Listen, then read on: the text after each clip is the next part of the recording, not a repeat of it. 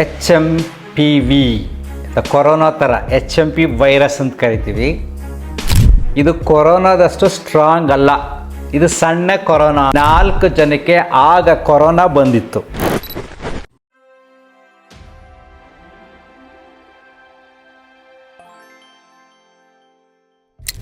ನಮಸ್ಕಾರ ಸ್ನೇಹಿತರೆ. ಈಗ ಮತ್ತೊಂದು ಭಯ ಶುರುವಾಗಿದೆ. ಯಾವುದು? H M P V corona ಥರ ಎಚ್ ಎಮ್ ಪಿ ವೈರಸ್ ಅಂತ ಕರಿತೀವಿ. ಇದು ಕೊರೋನಾದಷ್ಟು ಸ್ಟ್ರಾಂಗ್ ಅಲ್ಲ, ಇದು ಸಣ್ಣ ಕೊರೋನಾ ಅಂತ ಅರ್ಥ ಆಗೋಂಗೆ ಮನಸ್ಸಲ್ಲಿ ಇಟ್ಕೊಳ್ಳೋಣ. ಚಿಕ್ಕ ಕೊರೋನಾ ಅಂತ ಇಟ್ಕೊಳ್ಳಿ. ಆ್ಯಕ್ಚುಲಿ ಒಬ್ಬರು ಡಾಕ್ಟ್ರು ಟಿ ವಿನಲ್ಲಿ ಸರಳವಾಗಿ ಎಕ್ಸ್ಪ್ಲೈನ್ ಮಾಡ್ತಾಯಿದ್ರು. ಈಗ ಬಂದಿರತಕ್ಕಂಥ ಎಚ್ ಎಮ್ ಪಿ ವೈರಸ್ನ, ಕೊರೋನಾ ವೈರಸ್ನ ಎಲೆಕ್ಷನ್ ನಿಲ್ಲಿಸಿದ್ರೆ ಎಚ್ ಎಮ್ ಪಿ ವಿ ಇದೆಯಲ್ಲ, ಅದು ಠೇವಣಿನೂ ಸಿಗೋಲ್ಲ ಅದಕ್ಕೆ ಅಂತ. ಅಂದರೆ ಅದು ಅಷ್ಟು ಸ್ಟ್ರಾಂಗ್ ಅಲ್ಲ.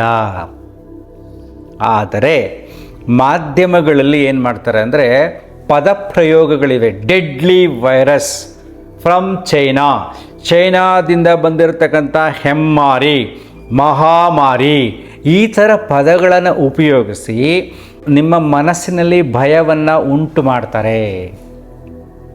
ಅದರ ಬಗ್ಗೆ ಎಚ್ಚರಿಕೆಯಿಂದ ಇರಬೇಕು ಅಂತ ನಾನು ಈ ವಿಡಿಯೋ ಮಾಡ್ತಾಯಿದ್ದೀನಿ. ನಮ್ಮ ಆ್ಯಪಲ್ ಲೈಫ್ ಯೂಟ್ಯೂಬ್ ಚಾನಲ್ ನೋಡ್ತಕ್ಕಂಥವರು ಇದ್ರ ಬಗ್ಗೆ ಚಿಂತನೆ ಮಾಡಿ, ನಾನು ಏನೇನು ಮಾತಾಡ್ತೀನೋ ಅದ್ರ ಬಗ್ಗೆ ಚಿಂತನೆ ಮಾಡಿ. Total practical experience. ಯಾಕಂದರೆ ನಮ್ಮ ಮನೆಯಲ್ಲಿ 4 ಜನಕ್ಕೆ ಆಗ ಕೊರೋನಾ ಬಂದಿತ್ತು.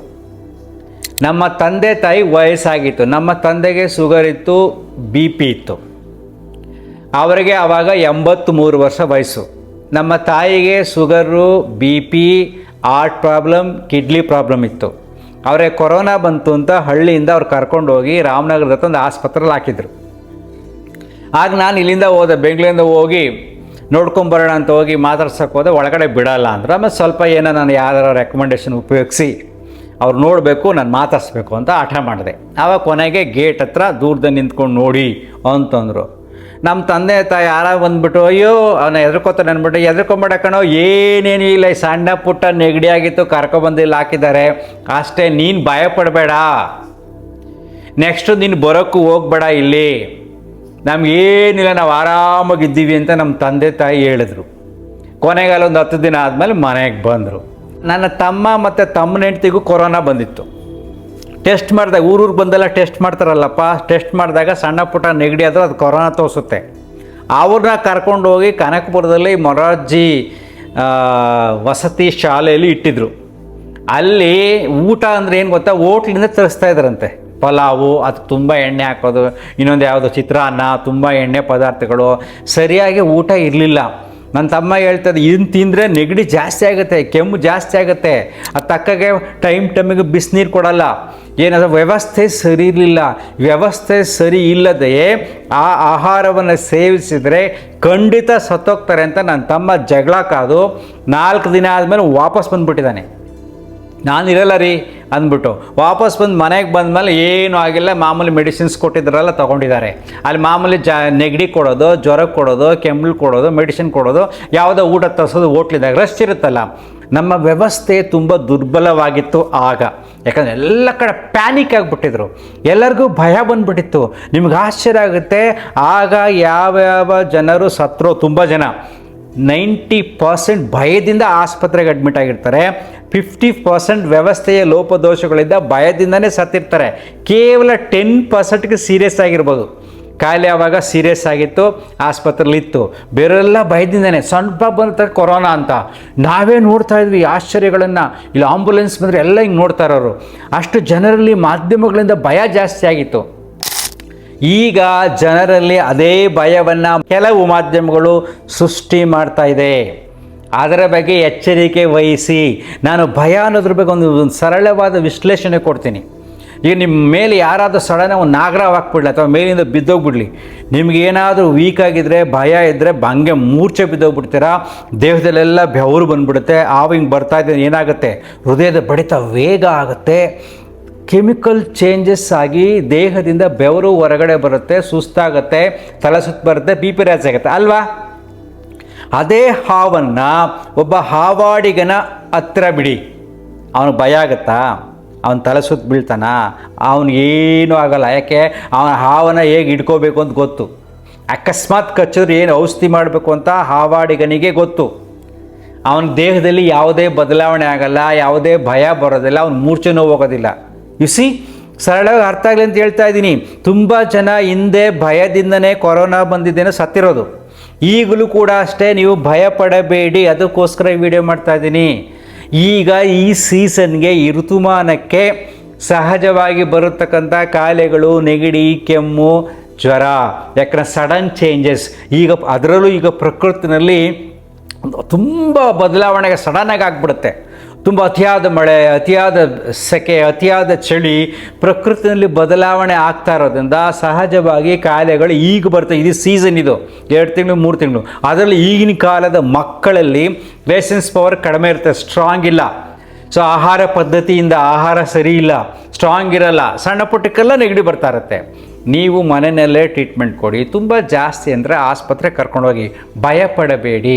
ವಯಸ್ಸಾದವರಂತೂ ಭಯಪಟ್ಟರೆ ಇಮ್ಯುನಿಟಿ ಕಡಿಮೆ ಆಗುತ್ತೆ, ಅಂದರೆ ರೆಸಿಸ್ಟೆನ್ಸ್ ಪವರ್ ಕಡಿಮೆ ಆಗುತ್ತೆ, ಕಾಯಿಲೆ ಜಾಸ್ತಿ ಆಗುತ್ತೆ. ಆವಾಗ ಇನ್ನೂ ನಾನು ಸತ್ತೋಗ್ತೀನಿ ಅಂತ ನೀವು ಭಯಪಡ್ತೀರಾ. ಆವಾಗ ಆಸ್ಪತ್ರೆಗಳು ರಶ್ ಆಗ್ತವೆ. ಆ ರಶ್ ನೋಡಿದಾಗ ಇನ್ನೂ ಭಯ ಸ್ಟಾರ್ಟ್ ಆಗುತ್ತೆ. ಏನಪ್ಪ ಇಷ್ಟು ಜನ ಬಂದಿದ್ದಾರೆ, ಏನಪ್ಪ ಇಷ್ಟು ಜನ ಬಂದಿದ್ದಾರೆ ಅಂತ. This are all psychological problems. ಅರ್ಥ ಆಗ್ತಿದೆಯಾ? ಟಿ ವಿನಲ್ಲಿ ಏನು ಮಾಡ್ತಾರೆ, ಟಿ ಆರ್ ಪಿಗೋಸ್ಕರ ಚೈನಾದಿಂದ ಬಂದಿರತಕ್ಕಂಥ ಡೆಡ್ಲಿ ವೈರಸ್ ಅಂತ ಜೋರಾಗಿ ಹಾಕ್ಬಿಟ್ಟು ಮಾತಾಡ್ತಿರ್ತಾರೆ. ನಾನು ಕೂಡ ಈ ವಿಡಿಯೋ ಮಾಡೋಕ್ಕೆ ಮೊದಲು ಕೆಲವಾರು ವಿಡಿಯೋಗಳನ್ನು ನೋಡಿದ್ದೀನಿ.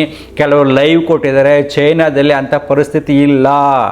ರೋಡಲ್ಲಿ ಹೆಣ ಬಿದ್ದಿದೆ, ಆಸ್ಪತ್ರೆ ತುಂಬೋಗ್ಬಿಟ್ಟಿದೆ ಅಂತೆಲ್ಲ ಎಕ್ಸಾಗರೇಟ್ ಮಾಡ್ತಾರೆ, ಉತ್ಪ್ರೇಕ್ಷೆಯಿಂದ ಮಾತಾಡ್ತಾರೆ ಜನ ನೋಡಲಿ ಅಂತ. ಸೊ ಅಲ್ಲಿಂದನೇ ಕೆಲವು ವಿಡಿಯೋಗಳನ್ನು ನೋಡಿದ್ದೀನಿ. ಆ ಥರ ಏನೇನೂ ಇಲ್ಲ, ಸಹಜವಾಗಿ ಬರತಕ್ಕಂಥ ಕಾಯಿಲೆ. ಸೊ ನಮ್ಮ ಭಾರತ ದೇಶದಲ್ಲಿ ಕೇಂದ್ರ ಸರ್ಕಾರ ಸ್ಪಷ್ಟಪಡಿಸಿದೆ, ರಾಜ್ಯ ಸರ್ಕಾರ ಸ್ಪಷ್ಟಪಡಿಸಿದೆ, ಈ ವೈರಸ್ಸು ಕೊರೋನಾದಷ್ಟು ಸ್ಟ್ರಾಂಗ್ ಅಲ್ಲ. ಈ ರೀತಿ ವೈರಸ್ಗಳು ಮೊದಲು ಬರ್ತಾಯಿತ್ತು, ಹೋಗ್ತಾಯಿತ್ತು. ಇವನ್ ನಾನು ರಿಮೆಂಬರ್ ದ ಡೇಟ್, 2001 ಕೂಡ ಈ ರೀತಿ ಬರ್ತಾಯಿತ್ತು, ಬರ್ತಾ ಇರುತ್ತೆ, ಹೋಗ್ತಾ ಇರುತ್ತೆ, ಸಾಮಾನ್ಯ. ಆದರೆ ನಾವು ಹೇಗೆ ಮಳೆಗಾಲದಲ್ಲಿ, ಚಳಿಗಾಲದಲ್ಲಿ ನಾವು ಸ್ಕೇರ್ ತಗೋತೀವಲ್ವಾ, ಚಳಿಗಾಲ ಜಾಸ್ತಿ ಆದಾಗ ಈ ಕೊಡಗಿನ ಕಡೆ, ಮಲೆನಾಡು ಕಡೆ ಎಲ್ಲ ಹೋಗಿ, ಮಳೆಗಾಲದಲ್ಲಿ ಎಷ್ಟೊಂದು ಚಳಿ ಆಗುತ್ತೆ ಗೊತ್ತಾ, ಚಳಿಗಾಲ ತುಂಬ ಚಳಿ ಆಗುತ್ತೆ. ಆವಾಗ ತುಂಬ ಕೇರ್ ತಗೋತಾರೆ. ಯಾವಾಗಲೂ ಬಿಸಿ ನೀರು ಕುಡಿಯೋದು, ಏನೇನು ಔಷಧಿಗಳು ಆ ಕಾಲಕ್ಕೆ ತಕ್ಕ ತಗೋಬೇಕು, ಜೇನನ್ನು ಉಪಯೋಗಿಸೋದು, ಮತ್ತು ಹುಳಿಯ ಪದಾರ್ಥಗಳನ್ನು ಉಪಯೋಗಿಸೋದು, ಇದೆಲ್ಲ ರೇಷನ್ಸ್ ಬೇಕಷ್ಟಿದ್ದೆಲ್ಲ ನಿಮಗೆಲ್ಲ ಸಹಜವಾಗಿ ಗೊತ್ತಿರುತ್ತೆ. ಅವನ್ನು ಉಪಯೋಗಿಸ್ಕೊಂಡು ದೇಹವನ್ನು ಬೆಚ್ಚಗಿಟ್ಕೊಂಡು ಆರಾಮಾಗಿರ್ತಾರೆ. ಸಣ್ಣ ಪುಟ್ಟ ವೇರಿಯೇಷನ್ ಆದ ಈಗ ಮೆಡಿಸಿನ್ ಸಿಗುತ್ತೆ. ಅದೇ ರೀತಿ ಕೇರ್ ಅಂದರೆ ಆ ರೀತಿ ಋತುಮಾನಕ್ಕೆ ತಕ್ಕಾಗೆ ಹೇಗಿರಬೇಕು ಆ ರೀತಿ ನೀವು ಕೇರ್ ತಗೊಳ್ಳಿ. ಇದಕ್ಕೋಸ್ಕರನೇ ಏನೇನೋ ಮಾಡೋಕ್ಕೆಲ್ಲ ಹೋಗಬೇಡಿ.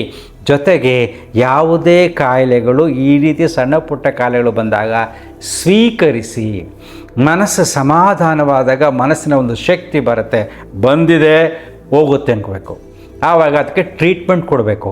ಈ ರೀತಿ ನಾನು ನಮ್ಮ ತಂದೆ ತಾಯಿಗಳ ಗುಣಗಳನ್ನು ನೋಡಿದ್ದೀನಿ. ನಾನು ಅದನ್ನೇ ಬಂತಾ ಬರಲಿ, ಅದಕ್ಕೆ ಏನು ಬೇಕೋ ಸಣ್ಣ ಪುಟ್ಟ ಟ್ರೀಟ್ಮೆಂಟ್ ನಾವು ಮಾಡ್ತೀವಿ, ಅದು ಹೋಗುತ್ತೆ. ಎಲ್ಲರಿಗೂ ಈ ಕಾಯಿಲೆ ಅತಿಯಾಗುವುದಿಲ್ಲ. ಕೇವಲ 5% ಆಗ್ಬೋದು ಅಷ್ಟೇ.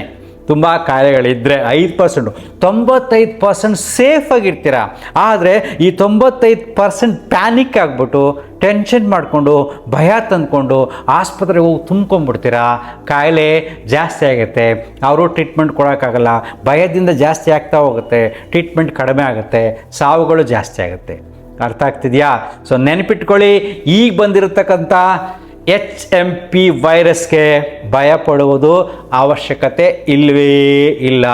ಇದು ಋತುಮಾನಕ್ಕೆ ಬರತಕ್ಕಂಥ ಸಣ್ಣ ಪುಟ್ಟ ವೈರಸ್ಗಳು. ಈಗ ಜನಕ್ಕೆ ಗೊತ್ತಾಗ್ಬಿಡುತ್ತಲ್ವಾ, ಏನೋ ಟೆಸ್ಟ್ ಮಾಡ್ತಾರೆ, ಯಾವುದೋ ವೈರಸ್ ಗೊತ್ತಾಗುತ್ತೆ, ಭಯಪಡ್ತಾರೆ. ಈಗ ಹಾರ್ಟ್ ಅಟ್ಯಾಕ್ಗಳು ಕಾಮನಾಗಿ ಬೇಕಷ್ಟು ಆಗ್ತಾ ಇರ್ತವೆ. ಈಗ ಯಾರು ಸತ್ತೋಗ್ಬಿಡ್ಲಿ, ನೆಗಡಿ ಅಂತವು ಆಸ್ಪತ್ರೆಗೆ ಸತ್ತೋಗ್ಬಿಡ್ಲಿ, ಕೊರೋನಾ ಬಂದು ಹಾರ್ಟ್ ಅಟ್ಯಾಕಾಗಿ ಸತ್ತೋದ ಅಂತಾರೆ. ಅವ್ನು ಭಯದಿಂದನೇ ಹಾರ್ಟ್ ಅಟ್ಯಾಕ್ ಸತ್ತೋಗ್ಬಿಟ್ಟಿರ್ತಾನೆ. ಸೊ ಅದು ಇನ್ನೂ ನೋಡ್ಬಿಟ್ಟು ಇನ್ನೂ ಗಾಬರಿ ಪಡ್ತಾ ಇರ್ತಾರೆ. ಸೊ ಭಯದಿಂದ ಹೊರ ಬನ್ನಿ, ಆರೋಗ್ಯವಾಗಿ ಖಂಡಿತ ನೀವು ಇರ್ತೀರಾ. ಅದಕ್ಕೆ ಸರಳ ಸೂತ್ರ, ಯೋಗ ಟೀಚರ್ ಪ್ರಕಾರ ದಯವಿಟ್ಟು ಸಾಧ್ಯವಷ್ಟು ಮನೆಯಲ್ಲಿ ಸ್ವಲ್ಪ ಯೋಗಾಸನಗಳನ್ನು, ಹೆಚ್ಚಿಗೆ ಪ್ರಾಣಾಯಾಮಗಳನ್ನು ಅರ್ಧ ಗಂಟೆ ಮಿನಿಮಮ್ ಪರ್ ಡೇ ಮಾಡ್ರಪ್ಪ. ಲಾಸ್ ಏನಿಲ್ಲ. ಈ ಕಾಯಿಲೆಗೋಸ್ಕರನೇ ಮಾಡಬೇಕು ಅಂತ ಏನಿಲ್ಲ. ನಿಮಗೆ ಆರೋಗ್ಯ ಚೆನ್ನಾಗಿರುತ್ತೆ, ಮನಸ್ಸು ಶಾಂತವಾಗಿರುತ್ತೆ. ನಮ್ಮ ಹ್ಯಾಪಿ ಲೈಫ್ ಯೂಟ್ಯೂಬ್ ಚಾನಲಲ್ಲಿ ಪ್ಲೇಲಿಸ್ಟ್ಗೆ ಹೋಗಿ ಆಲ್ ಇನ್ ಒನ್ ಅಂತಿದೆ, ಅಲ್ಲಿ ಕೆಲವಾರು ಪ್ರಾಣಾಯಾಮಗಳಿದೆ. ನೀವೆಲ್ಲಿ ಕಲ್ತಿರ್ತೀರೋ ಅರ್ಧ ಗಂಟೆ ಮಿನಿಮಮ್ ಪ್ರತಿದಿನ ಪ್ರಾಣಾಯಾಮ ಮಾಡಿ, ಪ್ರತಿದಿನ ಸಂಜೆ ವ್ಯಾಯಾಮ ಮಾಡಿ, ಅಂದರೆ ವಾಕಿಂಗ್ ಆದರೂ ಹೋಗಿ, ಯೋಗ ಕಲ್ತಿದ್ರೆ ಯೋಗಾಭ್ಯಾಸ ಮಾಡಿ. ದೇಹದಿಂದ ಬೆವರು ಹೊರಗಡೆ ಬರಬೇಕು, ಆ ರೀತಿ ನೋಡ್ಕೊಳ್ಳಾಗ ದೇಹ ಬಿಸಿಯಾಗಿರುತ್ತೆ. ದೇಹದಿಂದ ಬೆವರು ಏನಾದರೂ ಮಾಡಿ, ದೇಹದಿಂದ ಬೆವರು ಹೊರಗಡೆ ಬರುವಂಗೆ ಪ್ರತಿದಿನ ಮಾಡಿ.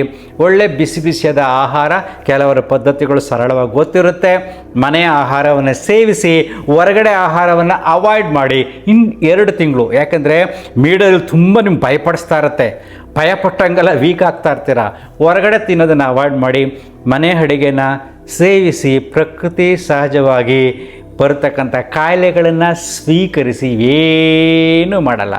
ಅರ್ಥ ಆಗ್ತಿದೆಯಾ? ಬಿ ಸ್ಟ್ರಾಂಗ್, ಭಯ ಪಡೋಕ್ಕೆ ಹೋಗಬೇಡಿ. Thank you.